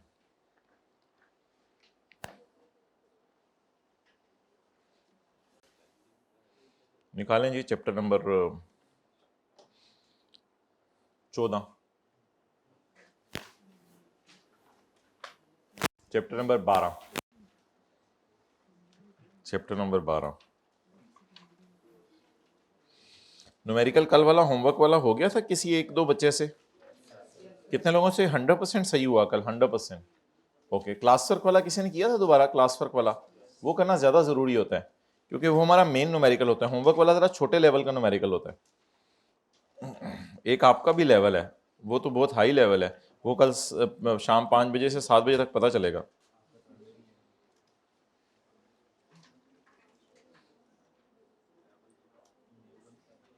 आपने 6:45 तक मुझे छोड़ देने क्योंकि मैंने घर वालों को कहा ईशा तक घर पहुंच जाएंगे इंशाल्लाह। 7:15 बजे हो रही है करीबी मस्जिद में ईशा आजकल। 7:30 नहीं, हमारे इलाके में 7:15 हो रही है। कौन सा इलाका है आपका? Faisal town D block. अच्छा, पेज 3022, गली नंबर बताओ। पेज 320। एओपी का एक सवाल कर लेते हैं आज। Kamkaj and companies an AOP, page number तो नहीं मैं बताऊंगा। कामकाज इज एन, बताया ना मैंने पेज नंबर। हाँ, कामकाज कौन सा पेज नंबर है? 302। आजकल मजे लगे में आप लोगों के, आधा घंटा पढ़ते हैं उसके बाद न्यूमेरिकल, मजे से जाके आप लोग याद करके फिर न्यूमेरिकल ही करते रहते हैं घर जाके। मजे लगे, आधा घंटा पढ़ो फिर numerical. Kamkaj and company is an AOP with 3 partners, Baqir, Umar and Sadabahar private limited. अच्छा जी, ये अपनी ज़ात का एक वाहिद ऐसा न्यूमेरिकल है जिसमें कंपनी किसी पार्टनरशिप फर्म में पार्टनर है। कंपनी की टैक्सेशन कैसे होगी अब वो हमारे सिलेबस में नहीं है, इसलिए जो मैक्सिमम न्यूमेरिकल की रिक्वायरमेंट डाल सकता है क्या, वो ये डाल सकता है कि एओपी का न्यूमेरिकल सॉल्व करें, बाकिर का सॉल्व करें और उमर का। सदाबहार का सॉल्व करने को आउट ऑफ सिलेबस है कि सदाबहार का सॉल्व नहीं करवाएगा आपसे। तो रिक्वायरमेंट पढ़ें, नीचे है इनकम एओपी की निकालनी है और बाकिर और उमर की। तो अब 3 न्यूमेरिकल हैं, एक एओपी का न्यूमेरिकल है। अच्छा, टैक्स भी निकालना है, टैक्सेबल। अच्छा, एओपी की सिर्फ टैक्सेबल इनकम निकालनी है, उसका टैक्स नहीं निकालना। और बाकिर और उमर की टैक्सेबल इनकम भी निकालनी है और टैक्स भी निकालना है। मेरा मशवरा होगा ऐसी सूरत में आप 3 सफ़े पेपर में करें। पहले सफ़े पे एओपी सॉल्व कीजिएगा, दूसरे सफ़े पे बाकिर और तीसरे सफ़े पे उमर। और उसके बाद आप एक और काम कीजिएगा, चौथे सफ़े से वर्किंग नंबर 1 शुरू कीजिएगा। डेटा देख लेते हैं किस किस का है। एओपी का डेटा दे दिया है, हमारे साल का भी और अगले साल का भी, या फिर हमारे साल का भी और पिछले साल का भी, जो मर्जी कहते हैं। 2020 और 21 का एओपी का डेटा दे दिया। एओपी ने कमाई है बिजनेस इनकम 18 मिलियन का लॉस आया पहले साल, दूसरे साल एओपी को 25 मिलियन का प्रॉफिट आया, और एओपी ने डिविडेंड इनकम भी कमाई है। स्टार वहां डला हुआ है, यहां नहीं डला हुआ। वहां डला हुआ का मतलब है कि इस फिगर में भी मसला है, इसमें भी मसला है। मसला क्या है कि पार्टनर को हमने कमीशन दिया है, तो ठीक है, पार्टनर का कमीशन, पार्टनर की सैलरी, पार्टनर को कोई भी चीज पे करें वो बिजनेस का खर्चा नहीं है, तो इससे उल्टा देंगे। Negative 18,000 plus 7,000 plus 20,000 plus 7 plus plus 7 add back कर देंगे, क्योंकि इनकम्स तक पहुंचते हुए ये खर्चे क्या हो चुके हुए हैं, नेट। तो ये तो क्लास में कई ऐसे न्यूमेरिकल किए थे, पार्टनर की सैलरी, पार्टनर का कमीशन, अगर बिजनेस प्रॉफिट तक पहुंचते हुए माइनस हो चुका हुआ है तो उसे क्या कर दें, उल्टा दें। यकम फरवरी को बाकिर ने, ये तो यकम फरवरी 21, ये तो अगला साल है, चलें, बाकिर ने ये कमाया 52 lakh on sale of constructed property, और उमर ने बिजनेस किया है जिसमें पहले साल उसने बिजनेस से 60 लाख कमाया है और अगले साल बिजनेस से उसने 25 लाख कमाया है। तो अब जहां तक ताल्लुक है, सबसे पहले हम 2020 और 21 दोनों का न्यूमेरिकल मांगा हुआ है, 20 का भी और 21 का भी। तो पहले सफ़े पे हम ऐसा करते हैं कि ईओपी का न्यूमेरिकल सॉल्व कर लेते हैं 2020 का, और उसी में नीचे जगह निकाल के ईओपी का न्यूमेरिकल सॉल्व कर लेंगे 2021 का। लेकिन मेरा ये मशवरा है कि पहले तीनों का 2020 का न्यूमेरिकल सॉल्व करें, फिर तीनों का 2021 का न्यूमेरिकल सॉल्व करें। इस तरह नहीं कि ईओपी का 2021 का, फिर बाकिर का 2021 का, फिर उमर का 2021 का, इस तरह नहीं, पहले तीनों का 2020 का, ताकि 3 सफ़े जो हमने छोड़े हैं उसमें टॉप के ऊपर तीनों के 2020 का डाटा आ जाए। तो स्टार्ट करते हैं जी, सबसे पहले एओपी का न्यूमेरिकल सॉल्व करने के लिए। सफ़ा नंबर 4, वर्किंग 1,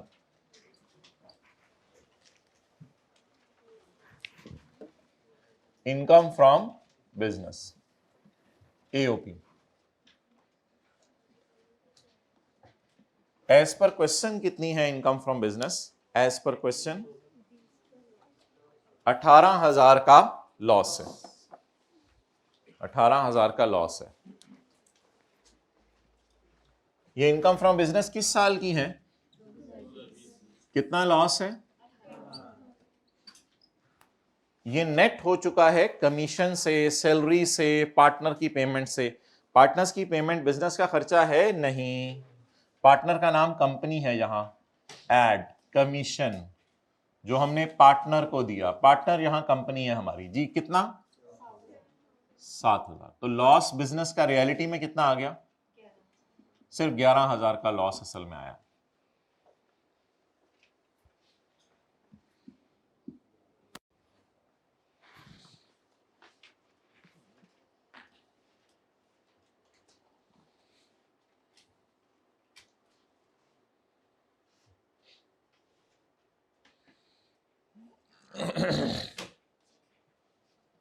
अच्छा जी, अब हमें और कुछ भी नहीं, 2020 में एओपी ने कुछ भी नहीं किया, और अब एओपी के न्यूमेरिकल का फेस बना लेते हैं। पहले सफे पे आ जाए, क्या नाम है एओपी का? कामकाज एंड कंपनी। इस तरह लिखना है आपने, इधर लिखना है आप लोगों ने एओपी और इधर लिखना है income and tax thereon, और इधर लिखना है आप लोगों ने टैक्स ईयर 2020, और टैक्स देयर ऑन को काट देना क्योंकि सिर्फ इनकम मांगी हुई। जी बताएं इसकी इनकम फ्रॉम बिजनेस कितनी है?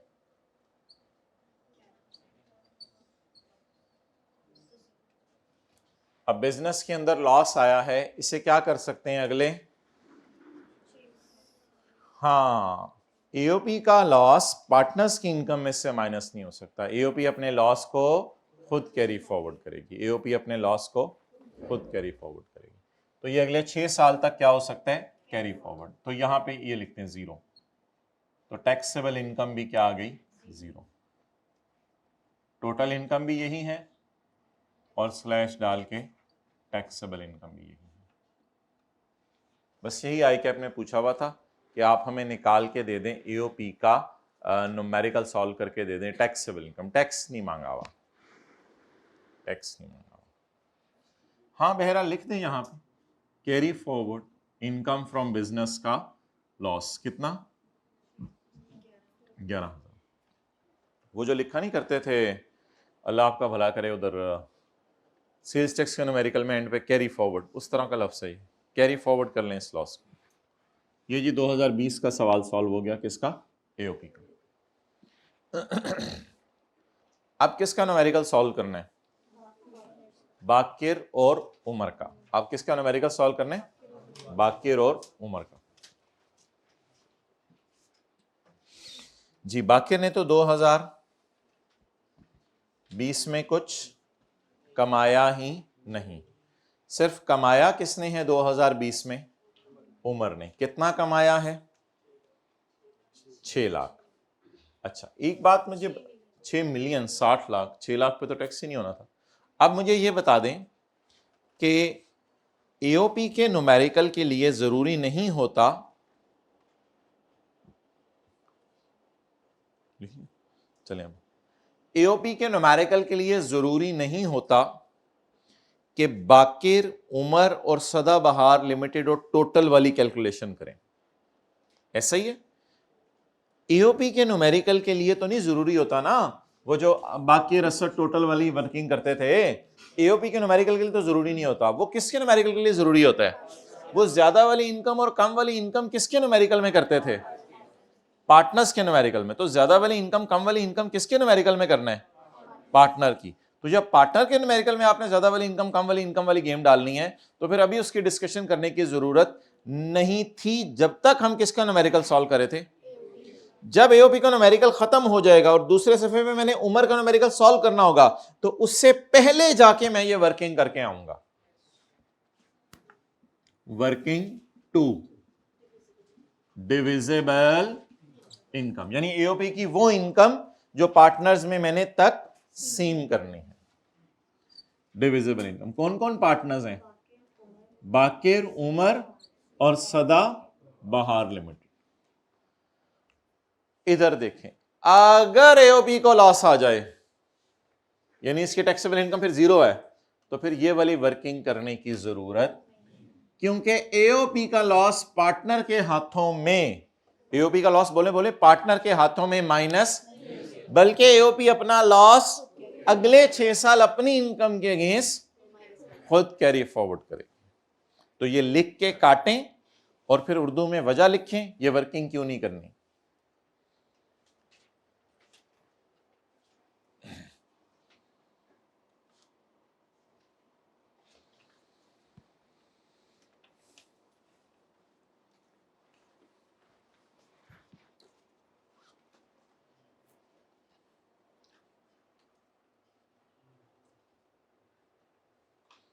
लिखें जी,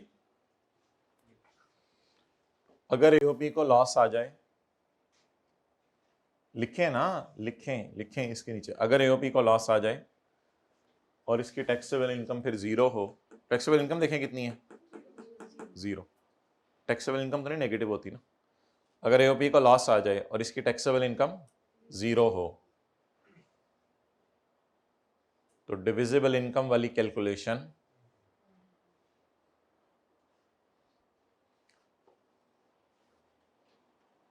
नहीं करेंगे।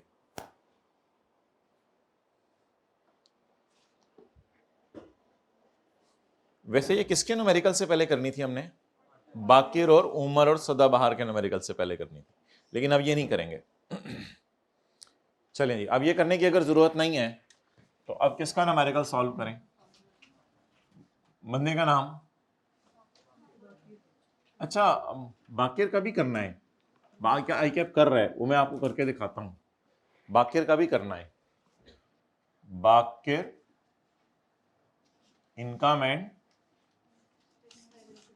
Tax thereon tax year 2020 जी। टैक्सेबल इनकम जीरो आ गई और टैक्स उसके ऊपर जीरो आ गया, क्योंकि इस साल इसने टैक्सेबल इनकम कमाई ही नहीं। इसने इस साल कोई इंडिविजुअल इनकम कमाई नहीं। इसने किस साल इनकम कमाई है? 2021 में। 2021 में। अब किसका न्यूमेरिकल सॉल्व करना है? उमर का। इनकम एंड टैक्स दे रहा हूं। Tax year 2020। जी बोले भाई, इसकी इनकम फ्रॉम बिजनेस कितनी है? 6,000 रुपीज इन 1000। ये तीसरा सफा। यही इसकी टोटल इनकम है और यही इसकी टैक्सेबल इनकम है। जी बोले 6,000। ऐड करें share from AOP, share of loss from AOP. भाई share of loss from AOP minus नहीं करते, पार्टनर के हाथों में एओपी का लॉस माइनस, बल्कि एओपी अपना 11,000 का लॉस खुद ही कैरी फॉरवर्ड करेगी। तो there is no need of deducting this. अब बता दें 6,000 के ऊपर टैक्स कितना आ रहा है चैप्टर 4 में जाके। ये पार्टनर इंडिविजुअल बंदा है, बस table 1 1610,000 plus 45% of 4 lakh is equal to 1790, 17,90,000। अब आप तस्वीर खींच लें। 2020 की वर्किंग 1 और 2 में मिटाने लगा हूं। ये 2020 का न्यूमेरिकल मेरी तरफ से खत्म हो गया है। इस तरह को आपने कोशिश करनी है। चौथे सफ़े पे पहला, दूसरा, तीसरा, चौथा सफ़ा सारे आपको नजर आ रहे हैं। खींच लें तस्वीर। ये 2020 का न्यूमेरिकल खत्म हो गया। अब हम 2021 का शुरू करते हैं। Okay, okay।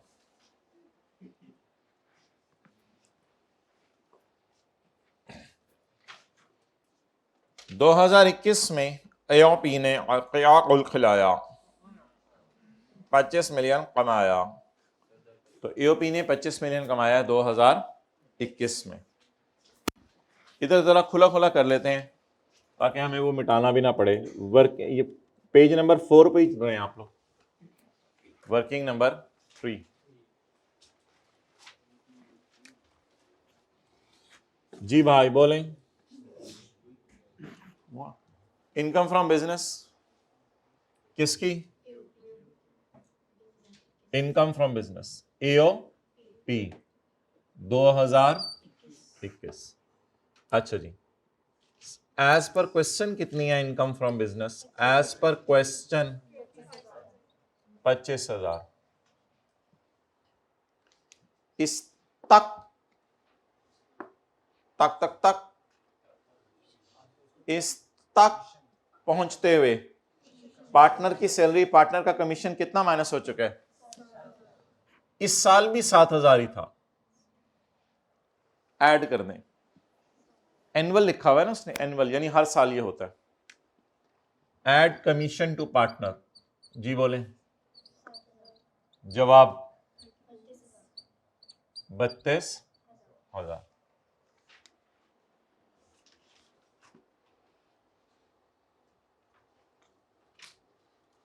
ये है जी हमारी इनकम फॉर द ईयर। इसमें से पहले माइनस करें पुराने साल का लॉस, फिर माइनस करें हमारे साल की डेप्री, वो सवाल में दी नहीं हुई, फिर माइनस करें पुराने साल की, वो सवाल में दी नहीं हुई। बस सिर्फ क्या माइनस कर लूं फिर? पुराने साल का लॉस माइनस करें। लेस ब्रॉट फॉरवर्ड लॉस 2020 का। लो लो लो लो पता की जर्मनी, स्विट्जरलैंड। जी 21,000।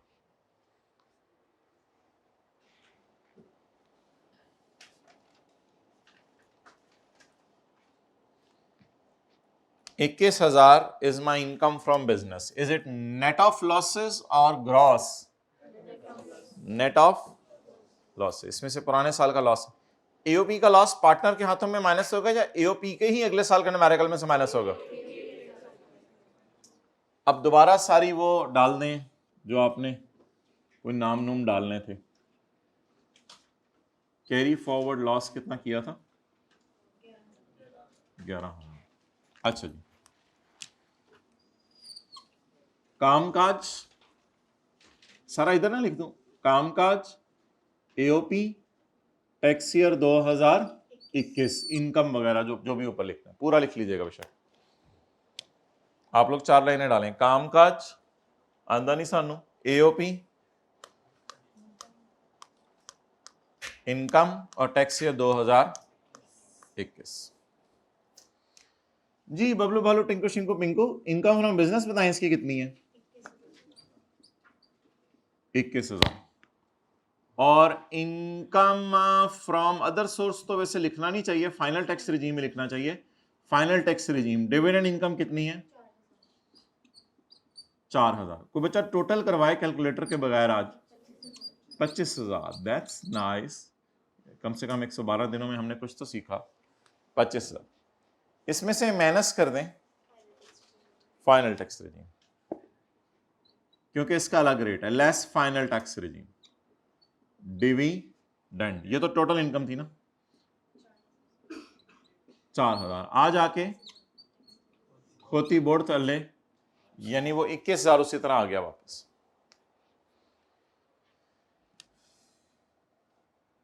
अब ज़कात वगैरह कोई नहीं है, तो ये मेरी क्या निकल आई?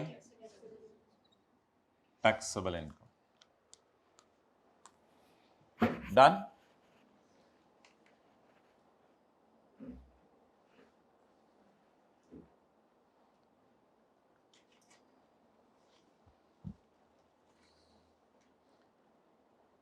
बेहतर है कि बिजनेस इनकम वर्किंग में निकाल के ही लाया करें इधर, ये दें वर्किंग में निकाल के, वर्किंग नंबर 3।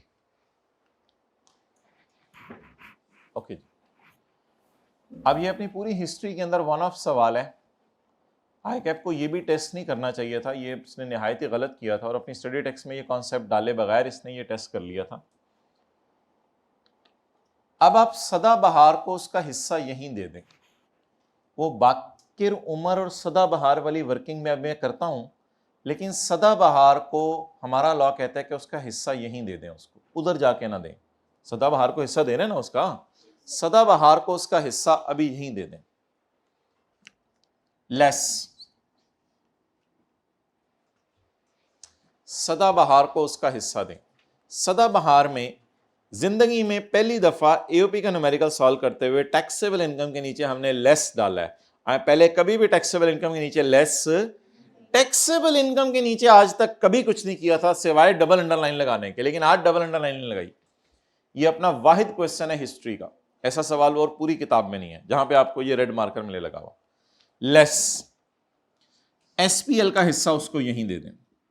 मुझे पता है एसपीएल का डिविडेंड में भी हिस्सा है, लेकिन वो डिविडेंड असल में फाइनल टैक्स रिजीम होती है, वो वैसे आपके स्कोप में नहीं है। बस 21,000 आपको जो पड़ा हुआ उसका हिस्सा दे दें। 21,000 का कितने % इसको देना है, जरा हिस्से बताएं सबके कितने कितने हैं। नहीं परसेंटेज में दिए हुए हिस्से, अच्छा परसेंटेज में दिए हुए 20, 30, 50, तो 20/100, 30/100 और 50/100 यानी 50%। तो 50% इसको दे दें हिस्सा, 10,500, बल्कि इस बेटर के 50/100 लिख दें या जो मर्जी लिख दें, 100 में से 50 हिस्से इसके, 10,500 इसको दे दें। तो फिर बाकी कितना बच गया? अब आज असल में ये टैक्सेबल इनकम है, ये टैक्सेबल इनकम है। और ये भाई ये जो हिस्सा है ना, इसके बारे में हमने पढ़ा था, ये 10,500 निकल जाएगा और कंपनीज का अपना टैक्स रेट है, वो पता नहीं कितने % है, मैंने आपको बताया था 29% है आजकल कंपनीज का टैक्स रेट। ये 10,500 यहाँ से निकल जाएगा और कंपनीज पे खुद ही टैक्स देगी, कमीशन भी डले वो थोड़े पैसे। तो बस एक हमने छोटा सा काम किया करना है, क्या एओपी को डिविजिबल इनकम में जाके हिस्सा देना है या पहले ही हिस्सा दे देना है? डिविजिबल इनकम में जाके हिस्सा देना है या पहले ही हिस्सा दे देना है? पहले ही हिस्सा दे देना है। अब पार्टनर्स के लिए बचा कितना? 10,500। अच्छा, टैक्स आप जो है ना चैप्टर 4 में जाके वो इसी पे लगाएंगे, आपको ज़्यादा वाली इनकम कम वाली इनकम चक्कर नहीं है। अब आप जाके मैं निकाल नहीं रहा टैक्स, टैक्स जाके चैप्टर 4 में किस पे लगाएंगे, 10,500 पे, और ऐड कर देंगे टैक्स ऑन डिविडेंड, ऐड कर देंगे टैक्स ऑन, ये फिगर आ जाएगी, ये फिगर आ जाएगी, और इन द एंड लेस कर देंगे टैक्स ऑन डिविडेंड। यहां कोई अंदर वाला कॉलम बाहर वाला कॉलम चक्कर नहीं होगा, नोट कर लें। ये आज निकालना नहीं है टैक्स, उसने मांगा नहीं हुआ। तो टैक्स किस पे निकलेगा अब एओपी का, ये भी जरा बता दें, टैक्स किस पे निकलेगा अब एओपी का, 10,500 पे। ये वैसे ये रिलैक्सेशन है, इससे सीरियल नंबर भी गिर जाएगा इनका। पहले 21 मिलियन था, 21 मिलियन गिर के कितने मिलियन में आ गया, 10 मिलियन में। शायद सीरियल नंबर गिर जाए, पता नहीं, मेरा नहीं ख्याल वैसे गिरेगा, पहले ही वो 10 मिलियन बहुत ज्यादा फिगर है। चलें वो बहस छोड़ें, हमें क्या। सरचार्ज भी लगेगा, सरचार्ज भी लगेगा, डाल देना, तो छोटा सा लिख लो प्लस सरचार्ज। ओके, आप बता दें उमर और बाकिर का न्यूमेरिकल सॉल्व करने से पहले क्या वर्किंग करनी है, divisible. Working number 4, divisible income किस साल की,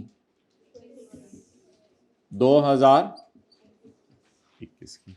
अच्छा, ये पूरी बात अभी मैं आपको उर्दू में लिखवाऊंगा इस सफ़े पे, ये जो मैंने लेस की है बस यही नई चीज़ है ना।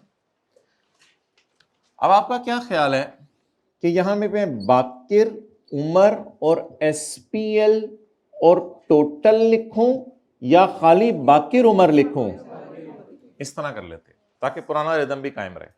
यहां पे सिर्फ बाकिर उमर लिखूं, किसको पहले ही फारक कर आए हैं, किसी को चपेट मार के हमने पहले नीचे गिरा दिया, तो पीछे रही कितने गए हैं, 2।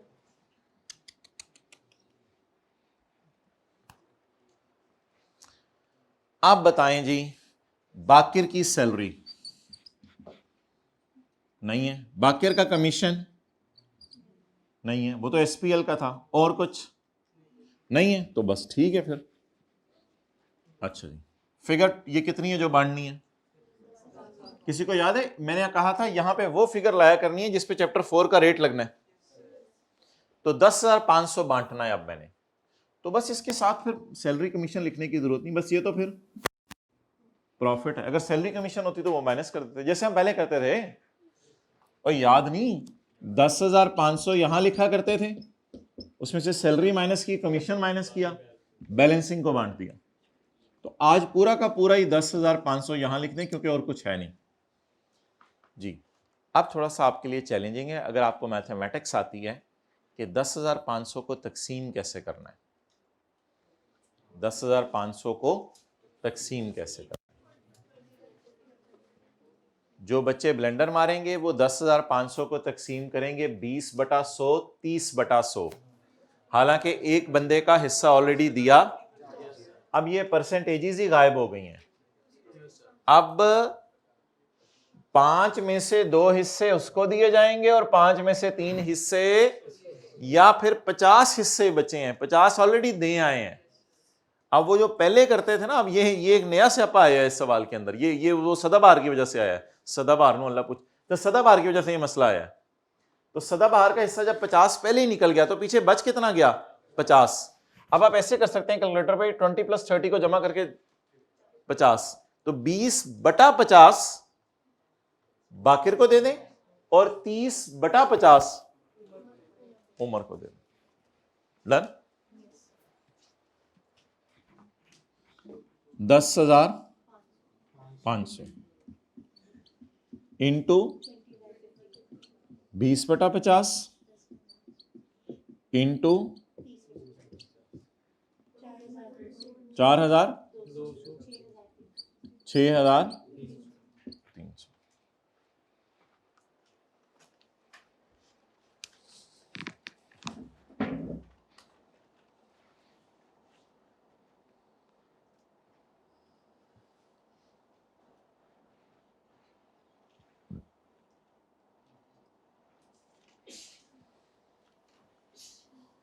अब किसका न्यूमेरिकल सॉल्व करना है, बाकिर का और उमर का।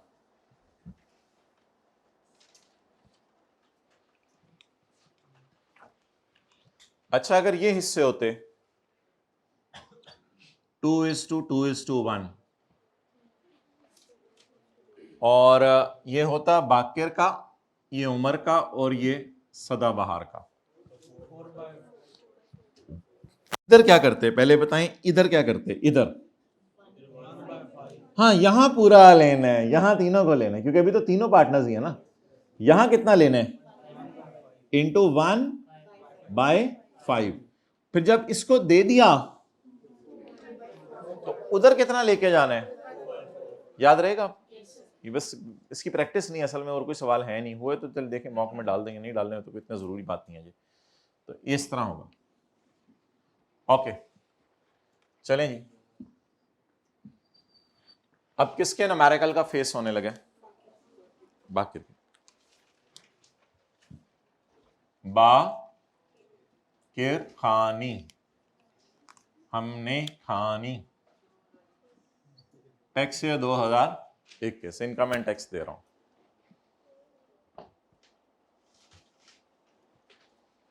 बड़ा मुनासिब खाइएगा रमज़ान के अंदर, प्रिकॉशनरी मेजर के तौर पे सुबह सुबह शहरी में इतना नहीं खा लेना कि पूरा दिन परेशान रहें, और रात कंपनसेशन में इतना नहीं खा लेना कि।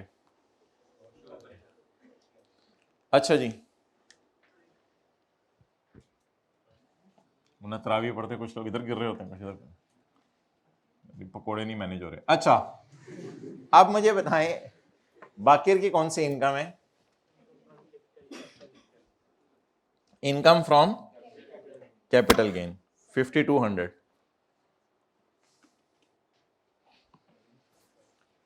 अब वर्किंग की जरूरत नहीं क्योंकि एक ही इनकम है, तो ऐसे लिख लें बस, income from separate block disposal of immovable property 5200। इसके अलावा कोई इनकम इसकी नहीं, तो फिर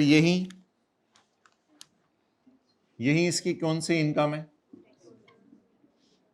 टोटल इनकम। टैक्सेबल नहीं लिख सकते अब आप, नहीं शेयर भी नहीं ना, इसको टोटल लिखते होते थे, फिर हम लेस करते होते थे इसको, ये जरा याद रखें, छोटी छोटी बातें हैं। Total income less separate block income कितनी, आप बता दें इसकी टैक्सेबल इनकम कितनी आई, टैक्सेबल इनकम 0।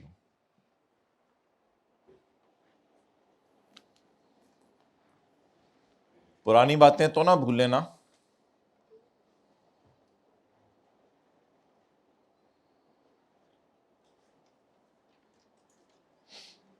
ओके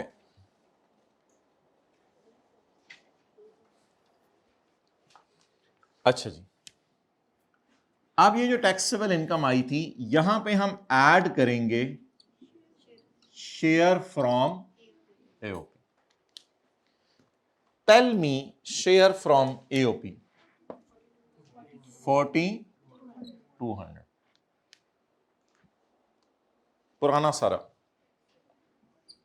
इसका नाम हम कुछ और रखते थे, इसका नाम रखते थे taxable income for rate purpose 4200।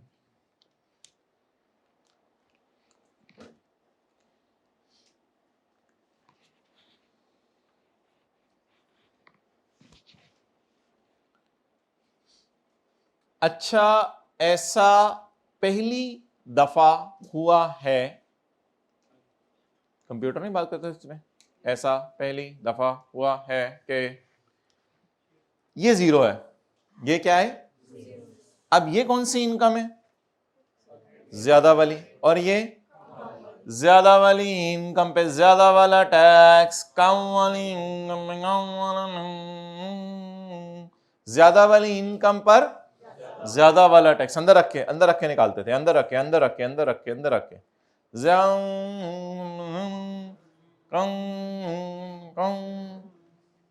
अच्छा मेरा मशवरा इसमें आप ऐसे कर दीजिएगा, इस तरह आज आपको एक छोटा सा सवाल भी होमवर्क में दूंगा, मेरा मशवरा इसमें ऐसे आप कर दीजिएगा कि इधर रख के ना टैक्स के आगे नो नीड लिख दीजिएगा, इसका टैक्स निकालने की चैप्टर 4 में जरूरत नहीं, क्योंकि इन द एंड होना क्या है, इन द एंड होना क्या है, जब आपने इस फिगर को पकड़ के नोनू डिवाइडेड बाय 4200 मल्टीप्लाइड बाय शोनू, तो शोनू बाहर आ जाना है।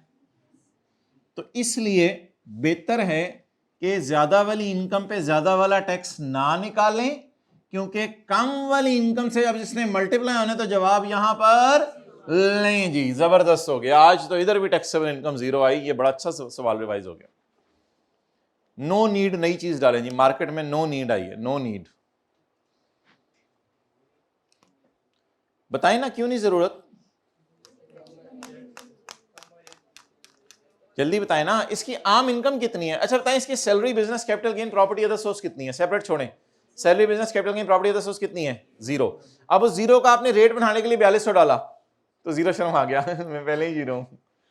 अब 4200 पे आप अगर टैक्स निकाल भी लें 42 लाख पे, तो वो यहां आ जाएगा। निकाल लीजिएगा, जिसको नो नीड नहीं पसंद टाइम जाया करे, पेपर में टैक्स निकाले, 42 लाख पे टैक्स निकाले, फिर जो टैक्स निकलेगा फर्ज करें वो 300 निकलता है, तो 300 divided by 4200 multiplied by zero, तो जवाब। इसकी प्रैक्टिस के लिए मैंने आपको एक सवाल होमवर्क में देना है जो बहुत ही छोटा सवाल है, और अगर टाइम हुआ तो उसकी वीडियो भी आपको फिर बनवा के भेज देंगे किसी अच्छे से स्टूडियो। अस्तगफिरुल्लाह। अच्छा जी,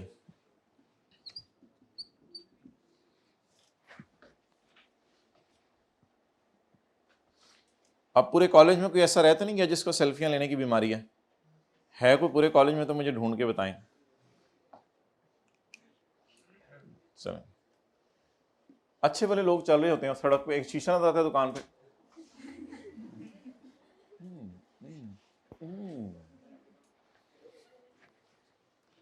ओके। बहुत ज्यादा चांस है खुद पसंदी की बीमारी का इनके अंदर। एड और खुद पसंदी तो पूरी एक बहस है जो किताबों में लिखी हुई है, उसका इलाज कैसे और उसके फिर मसाइल क्या हैं। एड, आप बता दें इसको बाहर निकाला हुआ सेपरेट ब्लॉक को, एड टैक्स ऑन, वो तो पुरानी बात है सारी। आप जाके देखते हैं इमोबल प्रॉपर्टी जो 52 लाख की है वो कब खरीदी थी और कब बेची।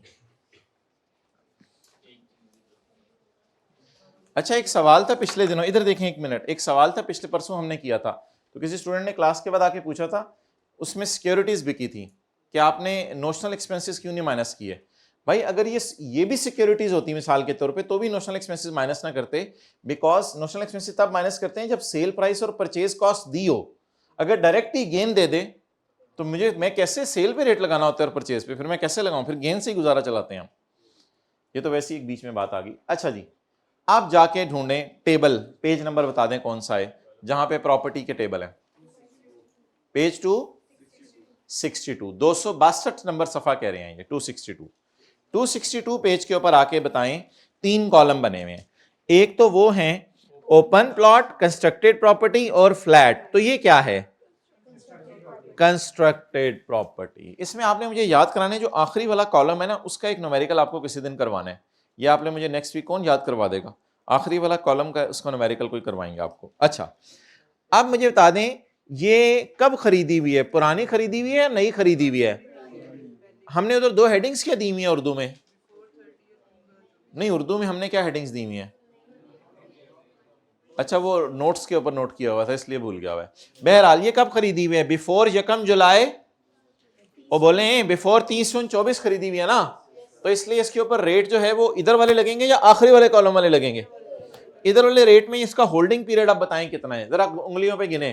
1 जनवरी 18, इसका तरीका आसान होता है, इसको 30 जून के एतबार से नहीं गिनना होता, इसका तरीका आसान होता है। 1 जनवरी 18 के बाद 1 जनवरी 19, 1 जनवरी 20, 1 जनवरी 21, 3 साल पूरे हो गए, 3 साल 1 महीना। तो क्या रेट बना? 5%। बाउलें जी, 5200 इंटू 260, ये आपका पेएबल टू गवर्नमेंट आ गया। शबाज शरीफ, हमजा शबाज।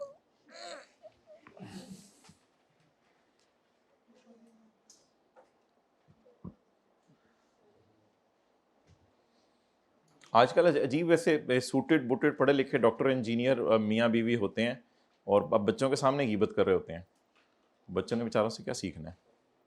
ये कोई एथिक्स का चैप्टर पढ़ा देने से तो नहीं सेट हो जाते, कुछ और भी करना पड़ता है। ये सेटिंग शुरू से करनी चाहिए थी, सूटेड बूटेड मियाँ बीवी के अम्मी अब्बू को। देखें आप लोगों ने वैसे कभी सूटेड बूटेड लोग गिबत करते हुए बड़े सेटमेट होके जा रहे होते हैं, हज़ारों के कपड़े पहने होते हैं, हज़ारों के जूते पहने होते हैं, करोड़ों की गाड़ियों में बैठे होते हैं और बैठ के गिबत हो रही होती है। बच्चे भी बाद में परेशान हो रहे हैं जिन बच्चों का ईमान बना तो वही अम्मी गिबत कर रही थी, अल्लाह माफ़ कर दे मेरी अम्मी को। अच्छा, अब चलें आगे। आप लोगों को तो माशाल्लाह 10-15 साल हो गए गिबत नहीं की, मुझे हंस रहे 20 साल हो गए भाई, कह रहे अपनी उम्र से भी आगे 40 साल हो गए। आलम अरवा वाला टाइम नहीं डालना बीच में। अच्छा, अब आप मुझे ये बताएं, इन एक बंदे के साथ किसी के साथ बैठा करें, सारे कुर्सियां बदल रहे हैं। अच्छा, अब मुझे ये बताएं कि वो कौन रह गया, अब उमर रह गया। उमर ने कितना कमाया अगले साल? 2500। तीसरा सफा, उमर इनकम एंड टैक्स दे रहा हूं, tax year 2021, income from business, बोलें 2500। अच्छा भाई, इसकी अब नॉर्मल इनकम है, इसकी नॉर्मल इनकम है। किसकी नॉर्मल इनकम नहीं थी? बाकिर की। तो वो नो नीड वाला सिनेरियो करना पड़ा, नो नीड वाला। इसकी नॉर्मल इनकम है तो इसका तो नॉर्मल न्यूमेरिकल सॉल्व करें, वो जो आपको मैंने कल सुबह आते ही मिस्टर ए का सवाल सॉल्व करवाया, कल सुबह आते ही जो 8:58 पे शुरू करवा के लेक्चर अपलोड करवाना पड़ा था, क्योंकि 2 मिनट पहले शुरू करवा दिया था क्लास से मैंने, तो वो कल देखा था शुरू वाले 5 मिनट। चले, नहीं याद आ रहा कोई मसला नहीं, इसका न्यूमेरिकल नॉर्मल तरीके से सॉल्व करें। टोटल इनकम लिखने की जरूरत नहीं, क्या लिखें? Taxable income. Add share from AOP, बोलें 6300। इस इनकम का नाम क्या होता है?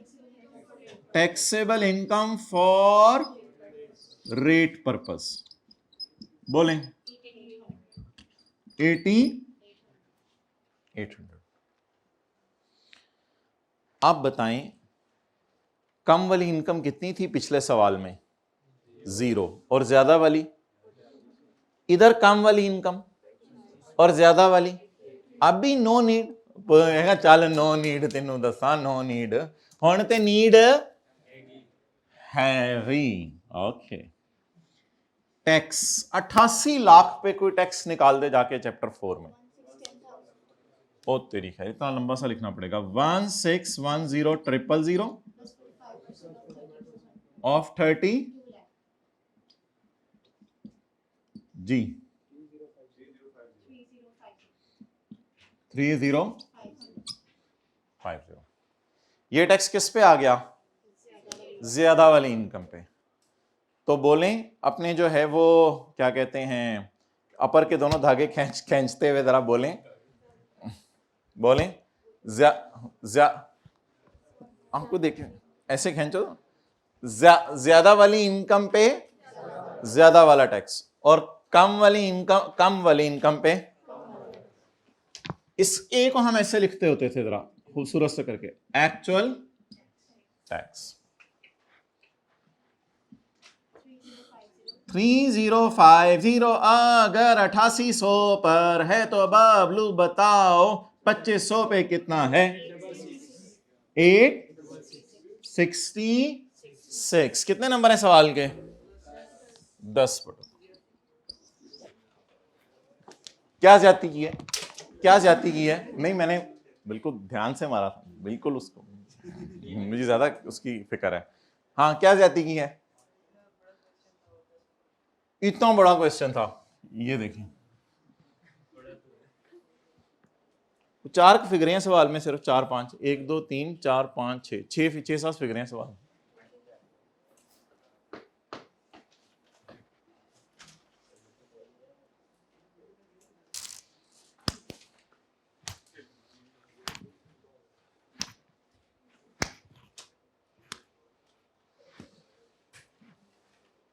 अच्छा, अब आप ऐसा लिख लेना, एओपी के न्यूमेरिकल के फेस पर कंपनी का हिस्सा बल्कि कंपनी का शेयर कंपनी को एओपी के न्यूमेरिकल के फेस पे ही दे दिया जाएगा। लिखें, कंपनी का हिस्सा एओपी में, फाइनल वर्जन, कंपनी का हिस्सा एओपी में, समझ आई बात इतनी सी? कंपनी का हिस्सा एओपी में कंपनी को न्यूमेरिकल के फेस पर ही दे देंगे। कंपनी को न्यूमेरिकल के फेस पर ही दे देंगे। आगे लिखें,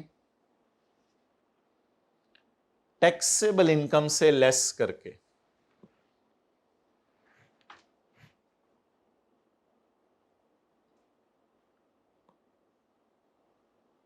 बॉल पॉइंट मुंह में डाले बगैर टैक्सेबल इनकम से क्या करके? लेस करके। आगे बोलें, आगे। और जो बचेगा, और जो बचेगा उसको डिविजिबल इनकम वाली वर्किंग में, और उसको डिविजिबल इनकम वाली वर्किंग में रिमेनिंग पार्टनर्स को, और बोले उसको डिविजिबल इनकम वाली वर्किंग में रिमेनिंग पार्टनर्स को बांट देंगे।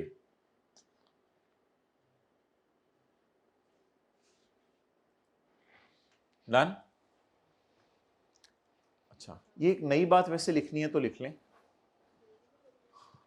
अगर पार्टनर की टैक्सेबल इनकम 0 है, अगर पार्टनर की टैक्सेबल इनकम 0 है तो ज्यादा वाला टैक्स ना निकालिएगा बेशक, लेकिन फॉर्मेट बनाना है सारा। अगर पार्टनर की टैक्सेबल इनकम 0 है तो ज्यादा वाला टैक्स ना निकालिएगा।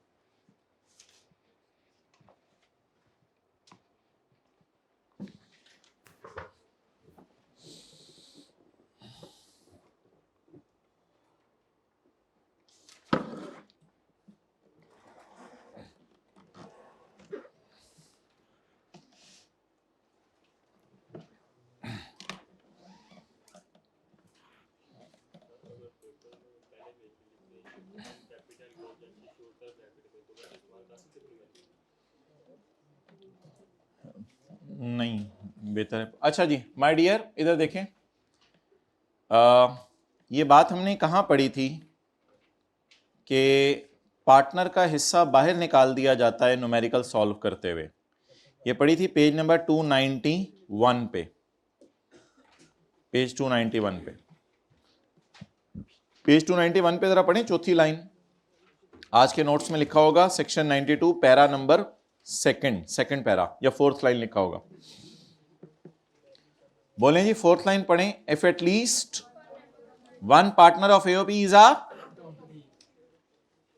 if at least one partner of AOP is a, the share of the company shall be thrown away from the total। Total नहीं, टैक्सेबल ही होती है, ब्रैकेट में टैक्सेबल ही लिख लें। असल में टोटल में से तो ज़कात वगैरह वैसे इनकी होती नहीं, डिडक्टेबल अलाउंसेस होते नहीं वैसे कम एओपी के, इसलिए टोटल इनकम ही टैक्सेबल होती है। टोटल की जगह taxable slash, it shall be thrown away from the taxable income of AOP. इससे आगे वाली लाइन ना पढ़ें, वो तो न्यूमेरिकली आपको नहीं आएगी, थ्योरी की हद तक पढ़नी है, पढ़ लीजिएगा। इसको थ्रो अवे कर दें, कहां से? एओपी के न्यूमेरिकल से, और फिर कंपनी इस पे खुद टैक्स दे। ये न्यूमेरिकली नहीं आएगा, लेकिन यहां तक आई कैप ने देखे न्यूमेरिकली टेस्ट कर लिया। एंड से आगे वो टेस्ट नहीं कर सकता न्यूमेरिकली, यहां तक उसने न्यूमेरिकली टेस्ट कर लिया, थ्रो अवे जरूर करवाया हिस्सा। बाद में सदाबहार इसका क्या करे? हमारी बला से सीए फाइनल। अच्छा, तो ये कौन सा क्वेश्चन हमने किया इसका? एक्सक्लूड कहां किया था? क्वेश्चन नंबर 8 में एक्सक्लूड किया, पेज 302। अच्छा, एक होता है न्यूमेरिकल, एक होता है न्यूमेरिकली, एक होता है न्यूमेरिकला। न्यूमेरिकला वो होते हैं जो घंटे में सॉल्व हो, न्यूमेरिकली वो होती हैं जो आधे घंटे या 20 मिनट में सॉल्व हो। आज हमने की है न्यूमेरिकली। कल है, चलो इसे कल कर लो ना, कली है ना कल है, कल कर लो न्यूमेरिकल। अच्छा मैं डियर, मैं बबलू, मैं भालू, मैं टिंकू, मैं शिंकू, मैं पिंकू, हो सकता है कि हम ऐलान कर दें मंडे ट्यूसडे के बाद कि आपको ज़रूरत के मुताबिक बुलाया जाएगा जिस दिन आपने न्यूमेरिकल सॉल्व करने हुए। हो सकता है मंडे ट्यूसडे को ये ऐलान कर दिया जाए। कल हम कोशिश करेंगे किसी तरह थ्योरी अगर ख़त्म हो जाए। अच्छा आप मुझे ये बताएं, ये जो सवाल है इससे ऊपर वाला क्वेश्चन 6 तो नहायत ही आसान सवाल है एक रिवीजन पर्पस के लिए, क्योंकि आपने यूपी के अब सवाल किया तो रनिंग में ज़रूर इस सवाल को करके आइएगा। फरहान, कामरान एंड रेहान आर 3 दीवाने and share its profits in the ratio 2:2:1। तो अल्लाह का शुक्र है सदाबहार वाला तो चक्कर है नहीं इसमें। Following information is available. AOP की इनकम कितनी है भाई? 2 मिलियन। सैलरी और इंटरेस्ट ऑन कैपिटल, ये salary, interest on capital, commission, ये सारा जो पार्टनर को पे करते हैं ना, बिजनेस का खर्चा, इस सब को आपने एओपी का न्यूमेरिकल सॉल्व करते हुए उल्टा देना है, जैसे वो पास पेपर क्वेश्चन 2 आपको उस दिन कराया था उसमें किया था। अब देखते हैं जी कामरान ने क्या किया है। Kamran is running a business as a sole proprietor, जिससे उसने कितना कमाया है? Kamran is also a partner in other AOP, जहां उसका प्रॉफिट और लॉस 60% है। इस साल उस एओपी को लॉस आया है, पता नहीं लॉस पर टैक्स क्यों दिया होगा, मिनिमम होगा जो भी होगा। भाई इस लाइन को इग्नोर कीजिएगा, सारी लाइन को इग्नोर कीजिएगा, क्योंकि अगर 2 एओपी से प्रॉफिट आ रहा हो, आप 2 एओपी में भी तो पार्टनर हो सकते हैं, तो फिर वो अगर 2 एओपी से प्रॉफिट आ रहा है तो फिर आप ऐसा कीजिएगा कि ये शेयर 2 दफा डाल दीजिएगा, पहली एओपी का, दूसरी एओपी का, अगर 2 एओपी से प्रॉफिट आ रहा है। आज कामरान ने भी 2 एओपी में पंगा लिया है। एक एओपी कौन सी? फरहान, कामरान, रेहान वाली, और एक एओपी कौन सी? अनदर। तो उससे लॉस आ रहा है, अब उसका लॉस हम अपनी इनकम में लाएंगे, कहीं डालेंगे नहीं, तो इसलिए इस लाइन का फिर कोई इंपैक्ट नहीं होगा। समझ आई बात? जब इसका न्यूमेरिकल सॉल्व करने लगेंगे कामरान का, तो यहां पे शेयर फ्रॉम रेहान कामरान वाला तो लिख देंगे, लेकिन वो जो अनदर वाला लेस नहीं करेंगे। दोनों पे प्रॉफिट आ रहा हो तो मैंने बताया, आप लोग बताएं सारे, दोनों को ऐड कर देंगे, अभी बताया। अच्छा आगे चलें। अपोर्शन क्या मतलब? फिर क्या करेंगे? देखें, अगर 6300 और 100 है, 6300 और 100, 6400 हो जाएगा ये, तो ये कम वाली इनकम, ये ज्यादा वाली इनकम। 2 एओपीज आ गई ना, एक क्या 6300, दूसरे का 100, तो यहां टोटल कितना? 6400। 2500 जमा 6400 is equal to, actual tax पे वो निकालना ही 2500 पे होता है, फिर तो कोई टेंशन नहीं। अच्छा जी, अच्छा ये देखें, कामरान ने अब नॉर्मल इनकम कमाई है 8 लाख। कामरान ने क्या कमाई है? Normal income. कितनी कमाई है? तो कामरान की ये नॉर्मल इनकम यहां 8 लाख आ जाएगी, और इधर नो नीड नहीं होगा, फिर आगे चलेंगे तो इसका नॉर्मल तरीके से सॉल्व होगा। लेकिन मेरा मशवरा है कि रेहान ने नॉर्मल इनकम कोई नहीं कमाई, रेहान ने नॉर्मल इनकम, तो फॉर्मेट उसका भी बनाइएगा। रेहान का कैसे फॉर्मेट बनाएंगे? बंद करवाने, फिर इधर देखें इसका न्यूमेरिकल कैसे सॉल्व होगा। रेहान का, रेहान का आप लिखेंगे income from other source dividend final tax regime, यही टोटल आ जाएगा, और इसमें से दोबारा डिविडेंड माइनस कर देंगे, फिर दोबारा ये 0 आ जाएगा। तो इसमें फिर मेरे ख्याल से सॉल्यूशन में हमने लिखा होगा नो। ट्राई करेंगे ये सवाल, ट्राई करने के बाद पार्ट भी अटेंड कर लीजिएगा अगर हमने भेजा, और नहीं फरहान का भी शो करके आइएगा। फरहान का इस तरह शो कराइएगा, देखिए फरहान हैज नो सोर्स, कम से कम इतना तो शो करके आइएगा ना फरहान का। कुछ और भी अगर हुआ तो मैं बता दूं, फरहान का कम से कम थोड़ा सा शो तो करके आइएगा कि इसका टैक्सेबल इनकम 0 है, क्योंकि उसने न्यूमेरिकल देखिए मांगा है फरहान का भी। सबा जो नहीं दें अकरम, ओ सॉरी, एंड इट्स मेंबर्स, कौन कौन से? तीनों। कितने सफे रखेंगे? 4। 4, एक एओपी के लिए, एक फरहान के लिए, एक कामरान के लिए, एक रेहान के लिए, एक शबाना के लिए। Who is Shabana? There is no Shabana. Okay okay my dear, अब आप लोग किताबें बंद कर दें, नो प्रॉब्लम एट ऑल।